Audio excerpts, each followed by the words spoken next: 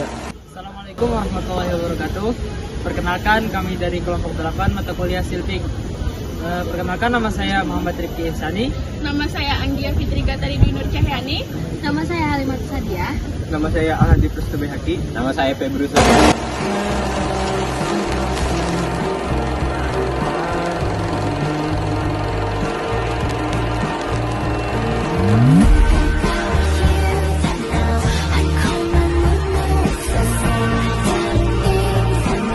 Interaksi antara pohon dengan tumbuhan merambat atau dikenal epitisme, yang dimana suatu fenomena tumbuhan hidup yang menempel dan tumbuh di permukaan tumbuhan lain sebagai inang untuk mendapatkan nutrisi dan cahaya yang cukup untuk pertumbuhan tanpa merugikan.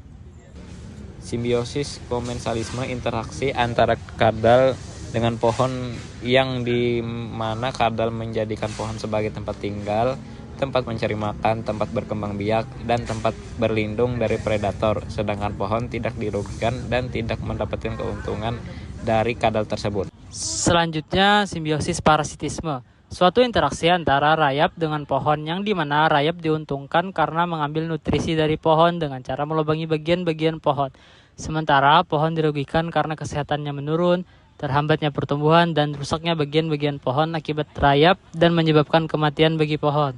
Simbiosis mutualisme, di mana hubungan yang saling menguntungkan antara mikroorganisme dengan tumbuhan, yang dimana tumbuhan menyediakan makanan berupa serasah bagi mikroorganisme, dan mikroorganisme membantu ketersediaan unsur hara dan bahan organik dengan menguraikan serasah-serasah dari pohon dan juga meningkatkan kesuburan tanah. Simbiosis komensalisme yaitu interaksi antara lingkungan dengan makhluk hidup, di mana lingkungan sebagai tempat tinggal atau habitat bagi makhluk hidup yang ada di sekitarnya, dan makhluk hidup mendapatkan keuntungan dengan adanya habitat untuk berkembang biak dan berlindung dari predator, dan ini juga menunjukkan interaksi kompleks antara faktor biotik atau vegetasi dan faktor abiotik air, tanah, cahaya yang mempengaruhi.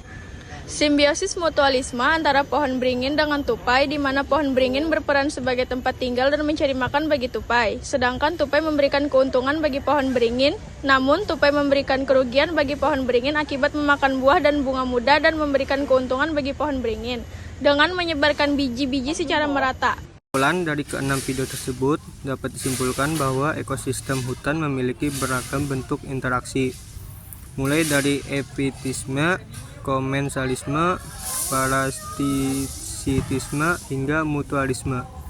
Setiap interaksi menunjukkan bahwa makhluk hidup saling bergantung, baik tanpa merugikan, saling menguntungkan, maupun merugikan salah satu pihak.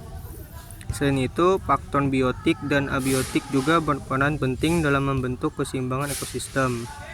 Secara keseluruhan, hubungan-hubungan ini menggambarkan kompleksitas dan keterkaitan antar komponen dalam ekosistem hutan.